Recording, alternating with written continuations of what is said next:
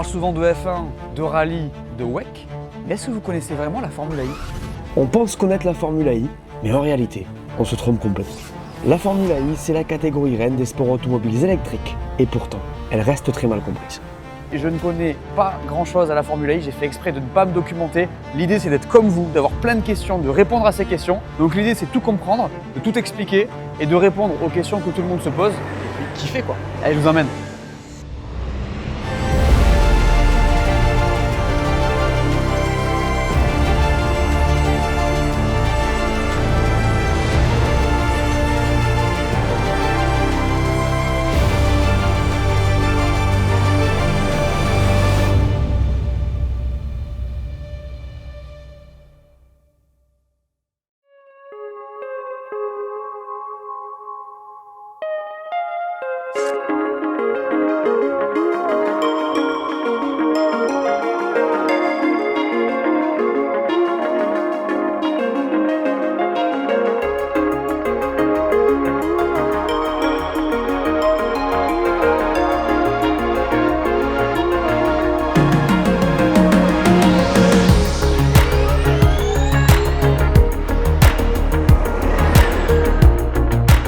Alors le programme de cette vidéo, on est à Valence sur ce circuit qui est tout nouveau pour moi.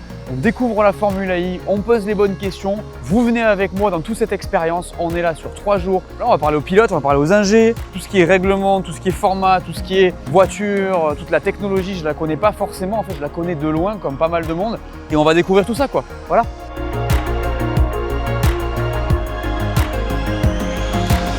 La Formule AI, c'est un championnat relativement récent. Elle a été créée en 2014 avec une ambition très claire, faire de la course automobile électrique un sport crédible, spectaculaire et tourné vers l'avenir. Le projet est porté dès le départ par la FIA, qui en fait un championnat du monde officiel, au même titre que la Formule 1 ou le WRC. À l'origine de la Formule AI, on retrouve Alejandro Agag, donc son fondateur, qui a une vision simple et radicale, amener la course automobile électrique au cœur des villes, là où les enjeux de mobilité, d'énergie et d'environnement sont les plus concrets. Dès le départ, la Formule AI n'a pas été pensée comme une Formule 1 électrique, mais bien comme une discipline à part entière, avec ses propres règles, ses propres contraintes et surtout une place centrale donnée à la gestion de l'énergie. C'est pour cette raison que les courses ont lieu majoritairement en milieu urbain. L'objectif n'est pas seulement de faire courir des voitures électriques, mais bien de montrer ce que cette technologie est capable de faire dans des conditions réelles, modernes et exigeantes. Et pour comprendre pourquoi la Formule AI est aussi différente, il faut d'abord comprendre comment elle fonctionne concrètement.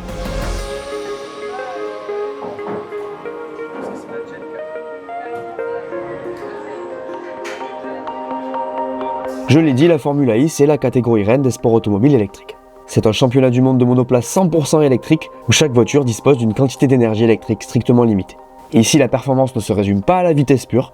Gagner une course, c'est surtout savoir gérer cette énergie, du départ jusqu'au drapeau à damier. Le but, c'est de finir à 0% en fin de course, et une voiture qui n'est pas efficace, elle va finir à 0% plutôt que les autres. Donc du coup, il faut sauvegarder plus d'énergie, on va moins vite en course. DS Penske, c'est l'un des constructeurs historiques de la Formule AI. La marque est engagée dans le championnat depuis 2015, soit quasiment depuis les débuts de la discipline.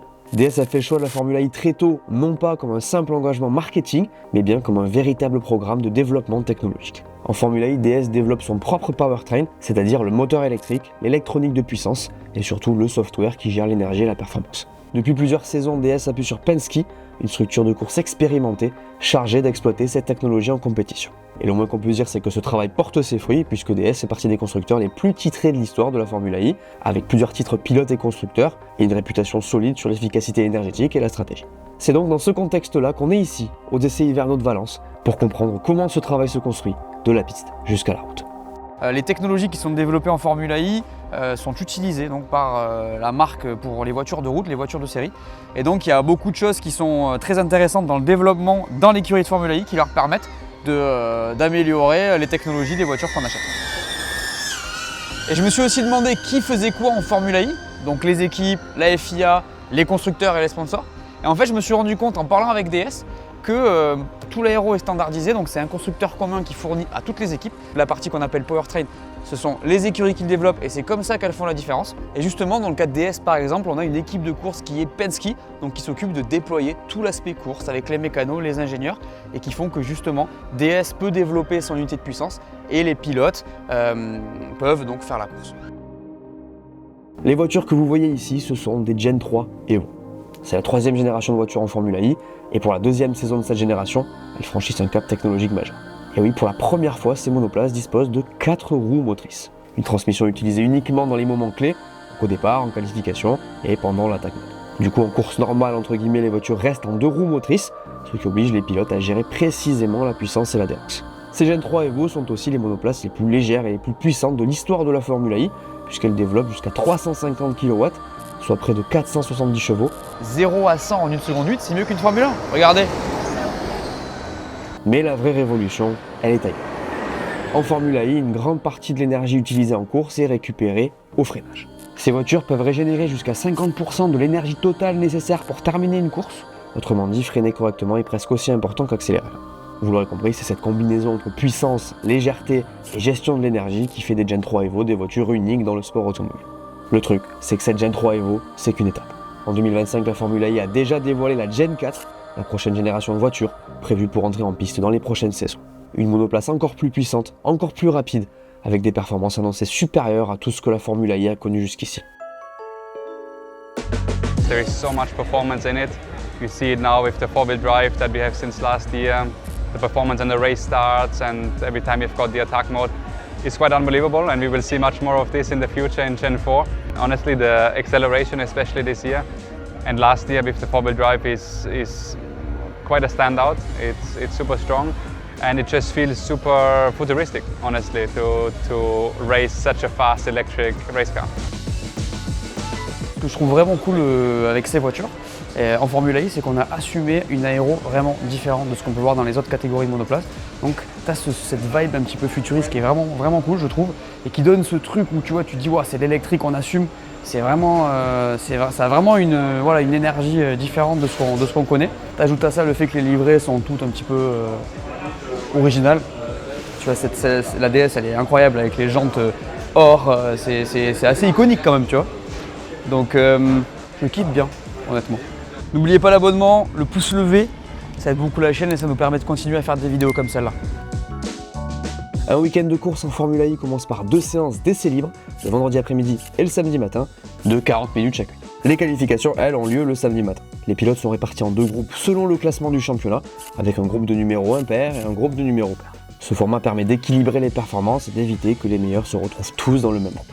Les 4 meilleurs de chaque groupe se qualifient ensuite pour des duels, disputés sous forme de tableau, jusqu'à une finale qui détermine la pole position, c'est-à-dire donc, vous le savez, la première place sur la grille de départ.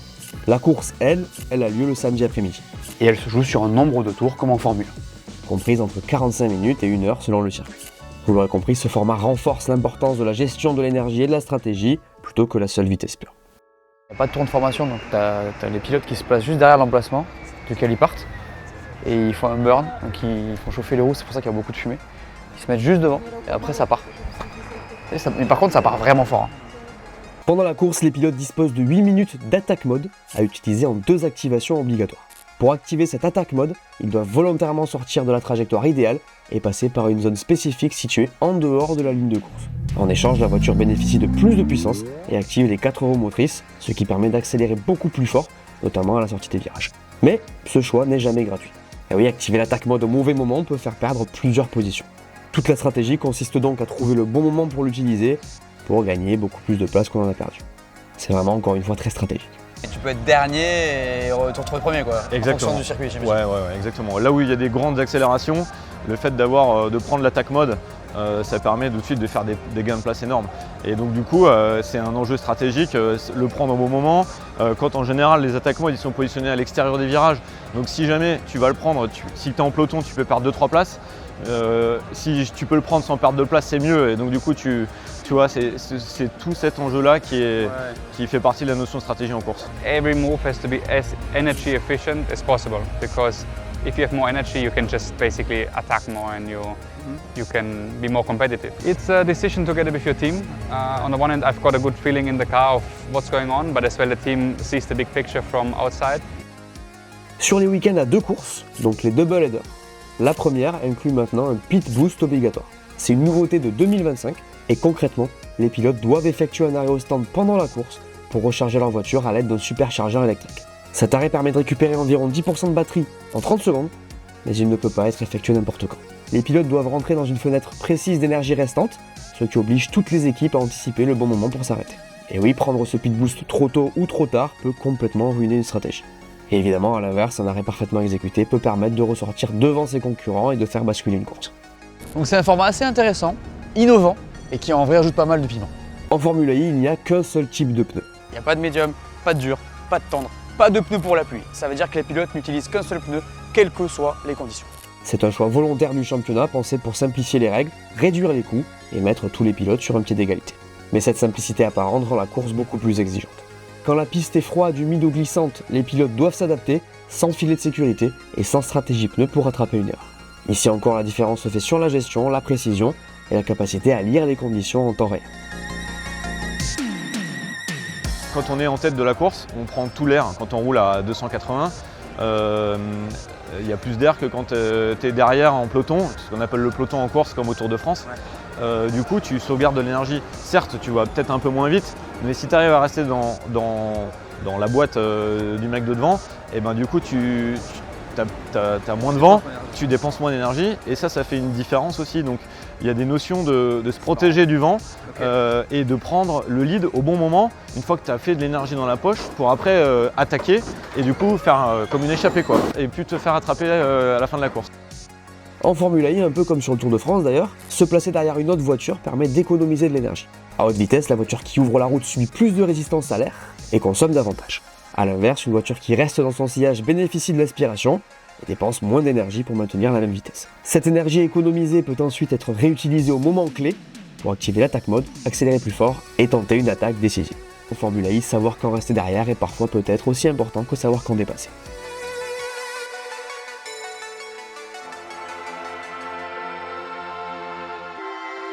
En Formule I, le pilote doit sans cesse s'adapter. Il doit gérer son énergie, anticiper les stratégies des autres et prendre des décisions en permanence, souvent à plusieurs reprises dans le même tour. Ce n'est pas seulement une question de vitesse pure, c'est une question de timing, de lecture de course et de sang-froid.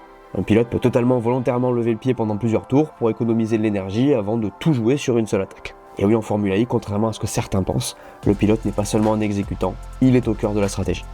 Because to operate in this sweet spot with your driving style requires a very good feeling for the car. So you have to be very good with your technical understanding and your adaptation in terms of talent. When you actually enter the race and you're in the race, there could be safety car, full course yellow, there can be something which messes up your plan. Yeah. So you also need to be very good at adapting to your situations. There's lots of information that you need to take in. There's obviously your energy numbers, the fighting with the other cars.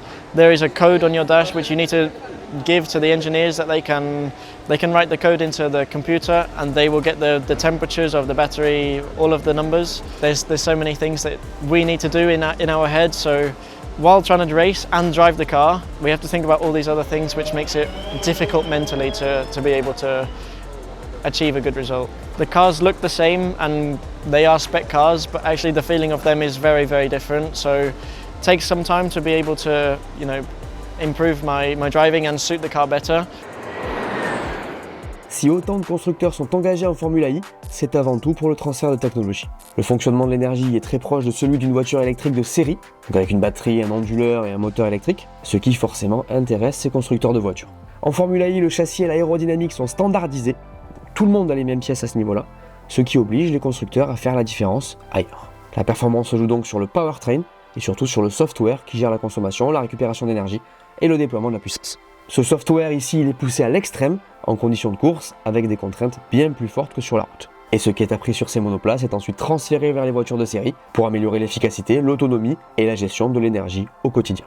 Par contre, il y a des différenciations à l'intérieur forcément, et c'est le constructeur qui l'apporte, à savoir le moteur, tout ce qui est gestion moteur, le software embarqué. Donc c'est quoi le software embarqué? C'est l'électronique qui pilote la voiture. Donc on a des systèmes de blocage de roues, la répartition de freinage, l'accélération de la voiture, la puissance du moteur, le couple du moteur pour accélérer.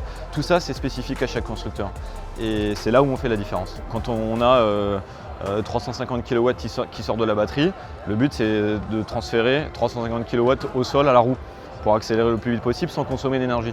Et donc l'efficacité du moteur, qui est propre à chaque manufactureur, à chaque constructeur, c'est de faire en sorte d'avoir la meilleure efficacité pour transmettre le plus d'énergie possible au sol et en perdre le moins possible dans l'air et en échauffement. La batterie elle est chargée à 100%, le but c'est de finir à 0% en fin de course et une voiture qui n'est pas efficace, elle va finir à 0% plutôt que les autres. Donc du coup il faut sauvegarder plus d'énergie, on va moins vite en course. La Formule I compte 17 courses réparties sur 11 week-ends. Et son calendrier il est un peu particulier puisqu'il est à cheval sur 2 années. En ce moment on parle de calendrier 2025-2026. Ce choix permet d'organiser les courses dans les meilleures conditions possibles, notamment en milieu urbain en tenant compte du climat et des contraintes logistiques propres à chaque ville. La Formule I est un championnat mondial avec des courses organisées sur plusieurs continents et dans des pays très différents. D'ailleurs on va sur des circuits urbains, je l'ai dit, mais on va aussi sur des circuits classiques. Certains même sont partagés avec la F1 comme Jeddah par exemple. C'est une compétition structurée avec une vision à long terme et un format pensé pour s'inscrire durablement dans le paysage du sport automobile. Vous saviez pas, hein? Vu comme ça, on va se le dire, la Formule I c'est vraiment très intéressant. Plus stratégique, plus complexe et beaucoup plus exigeante que ce qu'on imagine. Et surtout, j'en suis sûr, ce n'est clairement pas le sport automobile que vous pensiez connaître. Dites-moi ce que vous avez pensé de cette vidéo en commentaire et donnez-moi vos avis sur la Formule I. Voilà, merci d'avoir regardé cette vidéo, j'espère qu'elle vous a plu, j'espère que vous aurez pu apprendre des choses sur ce sport hyper innovant qu'est la Formule I. Merci à DS Penske de nous avoir invités, de nous avoir permis de découvrir ce sport nous aussi. On a passé un super moment ici à Valence. N'oubliez pas de nous mettre un pouce levé, un abonnement si la vidéo vous a plu, ça aide beaucoup la chaîne. Et nous on se voit pour le prochain contenu. Ciao ciao.